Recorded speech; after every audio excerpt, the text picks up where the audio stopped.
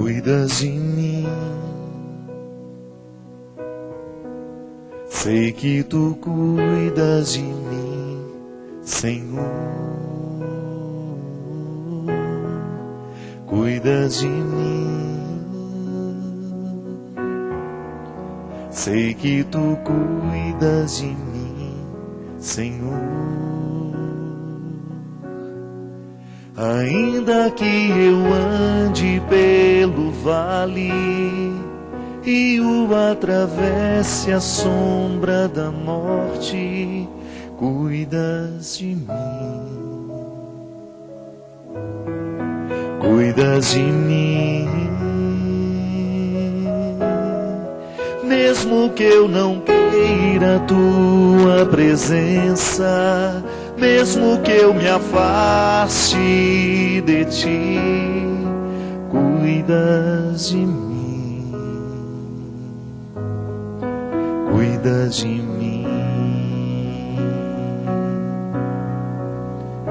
Teu amor é como a rocha que não se quebra jamais.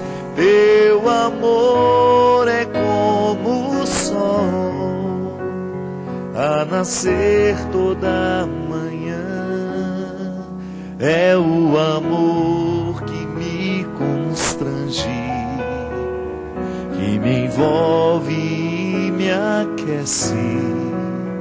Esse amor és tu, Senhor, és tu, Senhor. Cuidas de mim, sei que tu cuidas de mim, Senhor. Cuidas de mim, sei que tu cuidas de mim, Senhor.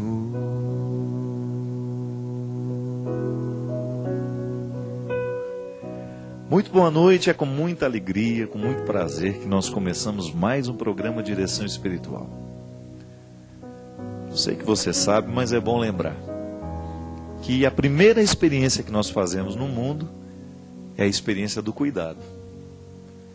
Mesmo que você não saiba, mesmo que você não tenha consciência disso, porque você era um recém-nascido, antropologicamente falando, a primeira experiência que nós fazemos no mundo é o de ser cuidado. Porque nós nascemos muito precários, né? Talvez dos seres vivos aí, nós somos um dos que mais nasce incompleto. Por quê? Entramos num mundo dotados de tanta fragilidade, né? Nós não somos capazes de ficar em pé sozinhos, nós não temos condições de nos alimentar, a gente não tem condições de cuidar das nossas necessidades vitais e básicas, a gente está inteiramente entregue ao cuidado do outro. Pai, mãe, né, as pessoas mais próximas, são elas que cuidam da nossa indigência. São elas que diminuem as nossas inseguranças, os nossos medos, porque nós somos literalmente expulsos do ventre, né? Por isso que tem alguns que não querem nascer, precisa ser retirado à força, né? Porque o ventre é o lugar do conforto. Durante 9 meses nós ficamos ali, sendo supridos de todas as nossas necessidades sem nenhum esforço. E de repente, pelas forças da contração, um movimento natural da vida, a nossa mãe nos coloca no lugar certo, né? Olha, vai viver agora, né? Então a gente inicia um processo humano maravilhoso, mas que passa pela indigência. Eu sou indigente quando nasço. Você é indigente quando nasce. E essa indigência, ela vai diminuindo à medida em que nós vamos tomando a vida nas mãos, à medida em que a gente vai assumindo a possibilidade de cuidar da gente. Essa indigência humana, depois, é claro, você continua tendo muitos aspectos dessa indigência, mas aquela original que você tem ali nos primeiros anos de vida, à medida em que você vai ganhando autonomia, você vai administrando melhor isso, né? Você se torna capaz de cuidar de muitas coisas que antes você não era. Por causa dos limites do corpo, por causa dos limites psíquicos, né? Nós vamos sofrer de indigências a vida inteira. Indigências mentais, né? À medida que a gente vai aprendendo, que a gente começa o ciclo da aprendizagem, né? Quando alguém começa a nos ensinar o mundo, não pode colocar a mão no fogo porque queima, né? Cuidado, que se você toma essa friagem, você vai adoecer, não é assim? Você começa a aprender a cuidar das suas indigências. Você vai aprendendo as experiências do limite, que são positivas. O conceito de limite, nós já falamos tantas vezes, ele é absolutamente positivo na vida humana, porque ele nos apresenta também o contexto das possibilidades. Quando eu descubro que eu não posso, eu descubro que este não poder está a favor da minha sobrevivência. Eu não posso colocar a mão no fogo porque eu vou me queimar. É uma forma de proteger o limite da minha pele, né? Minha pele tem um limite, aí eu tenho que passar protetor solar para me expor ao sol. Eu começo a ser capaz de administrar os meus limites. E é interessante porque quando nós começamos a aprender a lidar com o nosso limite, nós exercemos um cuidado. E a ignorância, muitas vezes, nos priva do cuidado. Porque se eu não sei que o sol machuca a minha pele, eu saio sem o protetor. Mas a partir do momento que eu tenho a informação, eu começo então a passar o protetor antes de me expor ao sol. E aí nós entramos no contexto dessa música. Por que a primeira mensagem que o cristianismo apresenta às pessoas é o amor de Deus? É o querigma, né? É o primeiro anúncio que nós fazemos. É a boa notícia, a boa nova, Deus ama você. Pronto. É para retirar o coração da ignorância e saber de que ele não está sozinho. O primeiro princípio da religião é esse, é ensinar que Deus cuida da gente. Que nessa experiência de sermos quem somos, de sofrer das indigências que a gente sofre, alguém cuida de nós. E aprender a experiência do cuidado de Deus na nossa vida também significa descobrir de que maneira eu preciso viver para que esse cuidado seja presente na minha vida, na minha história. Mas aí eu me surpreendo ao descobrir que esse amor de Deus me ama o tempo todo, mesmo quando eu não mereço. Não é? Mas quando eu descubro que sou amado por Deus, eu começo a ver as coisas de forma diferente. Aí nós adentramos o contexto da religião positiva, né? Que ao invés de ensinar só a regra, ensina o valor dela também. É tão interessante a gente descobrir isso, minha gente. Que Jesus vem ensinar uma religião positiva. Porque ao invés de propor o inferno, ele propõe o céu. Não é que eu tenho que ter medo do inferno para querer o céu. Não, eu tenho que querer o céu e pronto. Ao querer o céu, eu serei capaz de renunciar ao inferno. Claro que muitas vezes essa religião é ensinada para nós de um jeito errado. Nos ensina o inferno, para depois que a gente tenha medo dele e queira o céu, né? Aí no avesso do medo está o valor, mas é muito melhor a gente compreender o valor e no avesso do valor a punição, que é natural de toda vez que eu não compreendo o valor na minha vida. Ao descobrir que Deus me ama, que Deus cuida de mim, eu estou recebendo uma mensagem positiva, eu estou aprendendo um valor que começa a nortear as minhas atitudes para que eu possa responder a este amor de maneira equilibrada, afetiva, racional também, e poder fazer da minha vida uma experiência de correspondência a esse cuidado. Tá bom, eu acredito que Deus me ama, eu acredito que Deus cuida de mim. Como é que eu vou responder a esse amor? Cuidando também de mim, fazendo de tudo para que eu possa ser uma pessoa boa, para que eu possa viver bons valores e possa ajudar aqueles que estão do meu lado a também descobrirem o mesmo valor que eu vivi e experimentei. É aquela história da samaritana, né?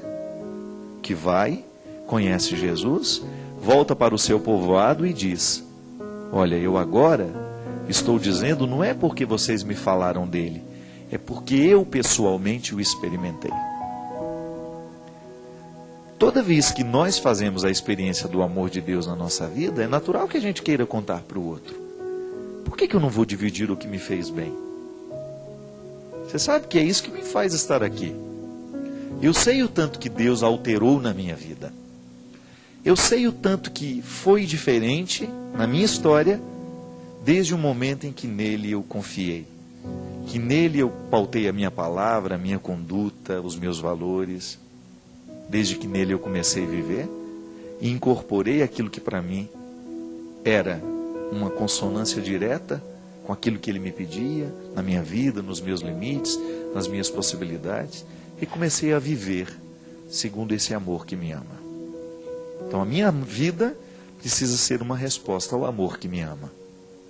Responder ao amor que me ama com as minhas atitudes, com o meu jeito de ser, com a minha missão, com o meu trabalho, com a minha solidariedade. É o mesmo que hoje você é convidado a viver também. Talvez essa mensagem já tenha chegado tantas vezes no seu coração, mas será que ela já surtiu o efeito que ela pode surtir? É como uma planta que recebe um adubo, mas ainda não foi totalmente beneficiada pela força que aquele adubo tem, porque existe um tempo para aquilo acontecer, para fazer crescer. Saber que Deus ama você vai render frutos a vida inteira, desde que você leve a sério esta premissa, essa verdade. Pode ser que você ainda não esteja se beneficiando de saber essa verdade, ou ainda sabe de um jeito que ainda não transformou, não é? Porque às vezes é assim. Às vezes nós temos a informação, mas a informação ainda não transformou a nossa conduta. Já não é mais ignorante no conhecimento, mas ainda é ignorante na prática. Deus ama você. Isso tem repercussões muito sérias na vida de uma pessoa. A pessoa que se sente amada por Deus começa a viver a vida de forma muito diferente. Vai pensar duas vezes antes de optar por aquilo que a destrói. Por quê? Sabe-se criatura amada. A criatura que se sente amada não vai renunciar ao paraíso. Por que Eva e Adão, na metáfora do paraíso perdido, resolvem abandonar o território que havia sido estabelecido para o encontro com Deus? Porque acharam que Deus não estava amando o suficiente, não é? Achava que Deus estava ocultando o melhor deles. Aí saem para procurar. É interessante demais essa história. Ela tem repercussões antropológicas. Ainda hoje nós sofremos na carne a descrença de alguém que é a nossa matriz, que é a nossa origem, desacreditou que Deus amava tanto a ponto de dar para eles tudo. Achava que o melhor, a árvore da vida, né? Que ela estava fora do paraíso e que seria melhor lá experimentar. Isso é, abandona o que existe e sai à busca daquilo que é uma incerteza ou que é uma ilusão. Desconsidera que o amor é aquela concretude do que está sendo oferecido. Nós fazemos muitas vezes o mesmo. Nós abandonamos o território do amor e nos perdemos no território das nossas ilusões. Pode observar isso na sua vida. Em muitos momentos, talvez os mais definitivos, os mais decisivos, do nosso processo de autodestruição, do meu e do seu, foi justamente no momento em que você não estava mais acreditando no amor de Deus por você. Porque essa linguagem religiosa, o amor de Deus por mim, por você, essa linguagem religiosa precisa se desdobrar no nosso dia a dia, minha gente. Isso não é apenas uma frase bonita de efeito para nós usarmos nas nossas pregações, nem nos nossos ritos religiosos. O amor de Deus por mim e por você precisa ser uma realidade concreta no nosso dia a dia. Desdobre o significado do amor a partir da vida humana, descubra o que é verdadeiramente amar e ser amado. É querer o bem do outro. Não é outra coisa. Quer saber se alguém te ama? Se lhe quer bem. Você está fazendo de tudo para que você possa crescer, para que você possa avançar, para que você abandone o território da sua ilusão e chegue realmente ao território da sua realidade, lá onde você pode crescer, onde você pode frutificar. As pessoas que verdadeiramente nos amam, nos querem no lugar certo, ainda que não seja o lugar que ela deseja para nós. Porque às vezes a mãe, no desejo de amar o filho, não permite que ele vá longe, por quê? Porque ela o quer grudado nele. Não é assim. O amor é aquela possibilidade de enviar. Vai ter sempre a possibilidade de retornar. Mas o mundo está aí para ser conquistado. E eu fico muito feliz toda vez que eu vejo as pessoas que eu amo conquistando lugares mais altos, alcançando lugares do coração que antes ela nem sabia que possuía. É o que Deus quer de nós. Quando eu digo que Deus me ama, eu estou firmando um compromisso de crescer como pessoa. Porque eu tenho certeza absoluta, a minha fé me revela isso, que Deus quer o meu melhor.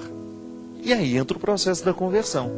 Se você sabe que Deus quer o seu melhor, você não vai ficar patinando na sua miséria, você não vai se acomodar com os seus defeitos. Você vai querer ir além. E essa é a boa notícia que nós temos para dizer todos os dias. O anúncio do Evangelho é: Deus ama você. Então a gente traduz, a gente desdobra isso em realidade humana. Eu acredito que Deus me ama. Então eu acredito que Deus me quer alcançando o melhor lugar da vida. E esse melhor lugar, ele está diretamente ligado à minha realização pessoal, à sua realização. Deus lhe quer feliz. Deus lhe quer realizado, com todas as suas potencialidades sendo utilizadas a seu favor, e não o contrário. É por isso que o grande instrumental do diabo, aquele que divide, são os vícios, são as mesquinharias. Porque quando o seu coração se rende a tudo aquilo que é mesquinho, você paralisa o seu processo de crescimento. Quando você se rende aos vícios, você está paralisando o seu processo de crescimento. Quando você nivela por baixo a sua condição existencial, o diabo está vencendo. Porque o que o diabo quer é o fracasso humano. Diferente de Deus, que quer a realização. Não é mais fácil compreender assim? Deus cuida de mim, Deus me ama e me promove. E atender a esse chamado na minha vida significa estar consciente do processo de transformação que eu terei que viver para que esta realização humana aconteça na minha história. É o que eu desejo para você. Que a cada encontro nosso aqui, nós tenhamos a possibilidade de crescer como pessoas. Que nós tenhamos a oportunidade de avançar para águas mais profundas no nosso autoconhecimento. Que nós tenhamos a possibilidade de tomar posse desse território que Deus já reservou e preparou para mim e para você.